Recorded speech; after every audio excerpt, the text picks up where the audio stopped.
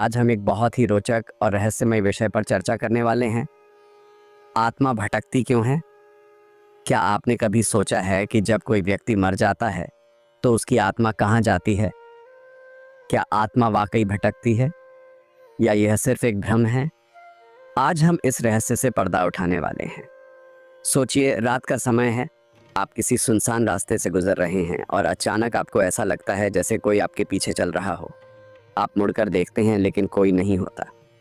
क्या यह सिर्फ एक कल्पना थी या वाकई किसी आत्मा की उपस्थिति थी? दोस्तों, जब किसी व्यक्ति की मृत्यु होती है तो उसकी आत्मा तुरंत अगले जन्म में प्रवेश नहीं करती। कई बार कुछ आत्माएं इस लोक में ही फंस जाती हैं। लेकिन आखिर ऐसा क्यों होता है? क्या आपने कभी सोचा है कि कुछ जगहों को भूतिया क्यों कहा जाता है? क्या वहाँ वाकई आत्माओं का वास होता है? इसके पीछे धार्मिक, पौराणिक और वैज्ञानिक कारण क्या हो सकते हैं? सनातन धर्म के अनुसार आत्मा अमर होती है, शरीर नश्वर है, लेकिन आत्मा एक योनि से दूसरी योनि की यात्रा करती है। लेकिन कुछ आत्माएं इस यात्रा में अटक जाती हैं। इसका कारण क्या है? शास्त्रों में कहा गया है कि जिनकी मृत्यु अकाल होती है, जो बहुत अधिक आसक्ति रखते हैं, जिनकी अधूरी इच्छाएं रह जाती हैं, वे आत्माएं इस लोक में ही भटकती रहती हैं। लेकिन दोस्तों, यहाँ एक और रोचक प्रश्न उठता है। क्या आत्माएं हमें संदेश देने की कोशिश करती है? क्या वे हमसे संपर्क साध सकती हैं? कई लोगों ने अपने प्रियजनों की मृत्यु के बाद अजीबोगरीब घटनाओं का अनुभव किया है। क्या यह सच हो सकता है?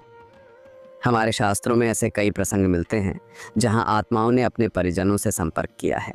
महाभारत में अश्वत्थामा की कथा हो या फिर रामायण में विभीषण का अनुभव, आत्माएं सजीव व्यक्तियों के साथ संवाद कर सकती हैं। अब यहाँ एक महत्वपूर्ण सवाल उठता है, क्या आत्मा को मुक्ति मिल सकती है? क्या भटकती आत्माओं को शांति प्रदान की जा सकती है? सनातन धर्म में तर्पण, पिंडदान और श्राद्ध जैसे अनुष्ठानों का बहुत महत्व बताया गया है। यह अनुष्ठान आत्माओं को शांति प्रदान करते हैं और उन्हें मोक्ष की ओर बढ़ने में सहायता करते हैं। वैज्ञानिक दृष्टिकोण से भी देखा जाए तो जब कोई व्यक्ति अपने पूर्वजों को याद करता है और उनके लिए प्रार्थना करता है तो मानसिक और भावनात्मक रूप से उसे शांति मिलती है। लेकिन दोस्तों, क्या हर आत्मा डरावनी होती है? क्या हर भटकती आत्मा से डरना चाहिए? नहीं, सभी आत्माएं नकारात्मक नहीं होती। कुछ आत्माएं अपने प्रियजनों की रक्षा करने के लिए भी भटकती हैं। कई कहानियां हैं जहां माता पिता की आत्माएं अपने बच्चों की रक्षा करती हैं। लेकिन कुछ आत्माएं नकारात्मक ऊर्जाओं से भर जाती हैं और मनुष्यों को नुकसान भी पहुंचा सकती हैं। अब सबसे बड़ा सवाल, आत्माओं से बचने के लिए क्या किया जाए? क्या कोई तरीका है जिससे हम नकारात्मक ऊर्जाओं से सुरक्षित रह सकें? सनातन धर्म में मंत्र जप, हवन, पूजा पाठ और सात्विक जीवन शैली को आत्मिक सुरक्षा के लिए महत्वपूर्ण माना गया है। यदि व्यक्ति सच्चे मन से भगवान का स्मरण करता है तो वह किसी भी नकारात्मक ऊर्जा से बच सकता है।